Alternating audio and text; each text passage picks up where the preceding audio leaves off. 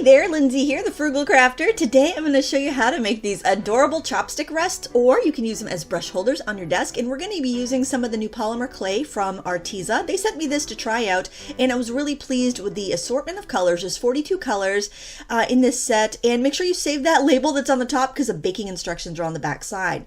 There's also some jewelry components in here, which I'm not sure if I will use, but I'm sure my kids will because my kids love to use polymer clay, and I really think this is a great deal if you like polymer clay or if your kids do.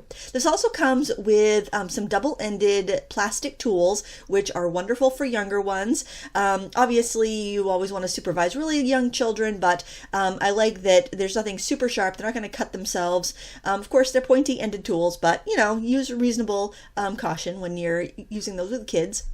And there is 2 levels in this set of clay. I like it because it's kind of like a bento box and I can see everything and I don't have to dig for the colors of clay that I want. I'd say probably each block is about 2 ounces, but don't quote me on that because I'm not absolutely sure. There you can see the blocks are about, I would say, 1 inch by 3 or 4 inches by probably a ½ inch thick or so, maybe 3/8 inch thick. I'm not sure, somewhere between 1/4 and a half. I'm not great with math.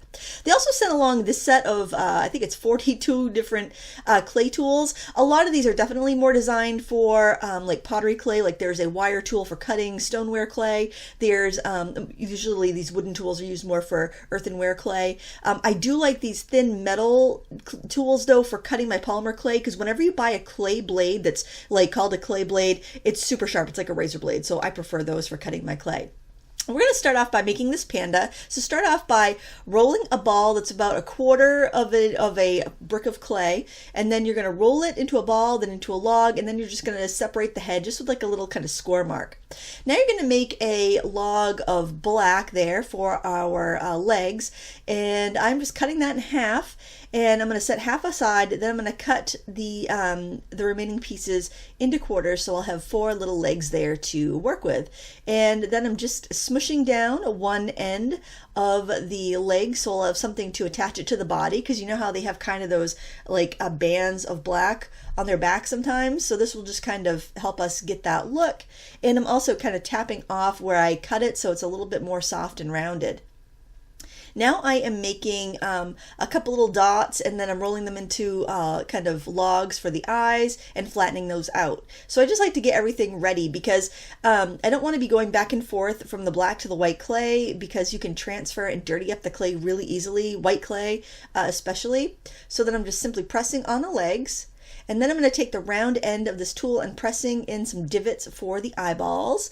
So that way when I put my little black spots in there, they will kind of recess and look like eyes. I made a couple little thicker rounded pieces for ears, and then I'm just very gently setting the eyes in. Just make sure you have them in where you want them before you press them, because once you've pressed them in and they've bonded with the white clay, they're going to be difficult to adjust or remove. So you want to make sure that you've got them set just right. I'm using one of those metal tools from the metal set just to kind of sculpt the eyes a little bit, but you're really best off getting them in right on the to begin with, and then just leaving them be. And then I'm using the round end tool of this to kind of flatten out the tummy a little bit, so there'll be room to rest your brush or your chopsticks in. And that pretty much does it for the panda bear. Aren't they cute? Oh my goodness, I just absolutely love that. The next thing we're going to do is a fortune cookie, and also the nice thing about these clay pieces is that they're not slippery. They're easy to rest your chopsticks or your brushes on. When you're done, you basically just need a raised area on your table for your chopsticks to keep them clean. I love to buy cookie cutters and fondant cutters when I see them on clearance places, and that was the case with these little round cutters. Shapes like circles, leaves, squares, they're so versatile, and they're not going to go out of style. So if I see those on clearance and it's a shape I don't have, I definitely will grab them. So I just cut a circle. It's probably about I would say maybe 2.5 inches, maybe 2.5 inches, not very big. And then I'm flattening out some white clay, and I'm just going to cut a couple strips out of that, and that would be for the little paper inserts. You don't have to do that, but I think it makes it look a little bit more like a fortune cookie if you do. Now you can put the white strip in the cookie when you're beginning, or you can tuck it in towards the end when you know exactly where you want it to stick out of. I like to kind of roll it up like a taco, but you can try several different methods for making your focaccia cookie. I find kind of starting to roll it up like a taco and then try to bend it in the opposite direction at the same time yields pretty good results. And you basically you want to work slowly so you don't tear your clay, and that's why you really need to condition it. So anytime you're going to work with your clay, you really want to knead that until it gets really soft and pliable so it won't crack when you're working, and then it won't be brittle after it's baked. So you can see here I just kept easing it until I got the cookie to close around, and I had put the white strip in there already, so I just have a little bit of that peeking out, and then I'm just gently going to go around and mold and pinch and flatten it a bit so I will be able to rest my chopsticks on there and they're not going to fall off. I really like needle tools, and the set of 42 tools from Arteza had several needle tools in it. It had one that was just a needle tool, which I'll probably use with my paper crafting because I always lose those. And then there's a couple other tools that have the needle on the other end. So the very versatile tools. I really like using them. Now we're going to do some sakura flowers. Those are a classic Chinese chopstick brush rest theme, and also a Japanese theme as well. They're just so pretty. And I'm using some molds that I got years ago from Martha Stewart Crafts. You could get them at any big box craft store. I don't know if they still sell them or not, but you can find something very similar online. Just search for silicone flower molds or silicone sakura molds and you'll find something. I like the silicone because I can use hot glue in them as well as clay. I can use friendly plastic or friendly plastic pellets. There's a lot of different things you can do with the silicone mold because it's heat resistant as well. So I made two of the green leaves. I mixed a green and a gold to give it more of an earthy color. And now I'm going to do some flowers out of that kind of hot pink color. And I know it might look a little too bright, but I'm going to dust it with some Pearl X powders. That's another thing you can do with clay, which is really nice, is you can use either like mica eyeshadow, or you can use mica powders like Pearl X or soap color powders, whatever you happen to have in your stash. If you don't have anything, I recommend going to like the Dollar Tree and getting those loose mica eyeshadows. Those work brilliant, and they're like $1 for a pot.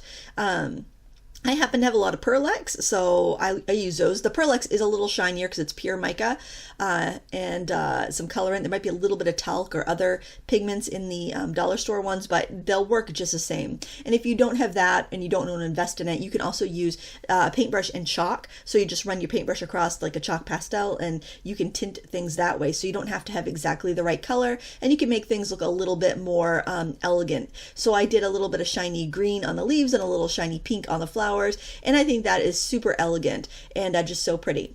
So now what I'm doing is I'm putting a piece of parchment paper on a baking pan, and I'm going to just bake that in my regular oven at 265 degrees. And you just, whenever you're using clay, that information will be printed on the clay package. It usually ranges between 260 and 275. Now I did mix some of the Arteza clay with some of the Sculpey 3 that I had for one of my pandas because I ran out of white, and it was absolutely fine. So that's nice to know that you can mix that with your Sculpey 3. Sculpey 3 is a little easier to condition, and the Arteza is a little bit more like the Fimo clay, so it's a little bit more hard to condition, but I had no problem with it, and I usually have a hard time with that sort of thing because my hands are so cold. And here you can see the chopsticks in action or used as a brush rest, which I think is just kind of dainty and pretty to have on my table, and it's decorative. You know, I like this sort of thing. If you don't, obviously you don't need to make these, but I think that's fun and whimsical. And hey, if it makes your dinner a little more fun, if you have picky eaters, it might make your picky eaters more likely to eat their dinner. It's just something kind of fun and something I've wanted to make for a while. Thanks so much for watching today. I'm going to link to these products in the video description so you can find them, and I hope you give this project a try. Till next time, happy crafting!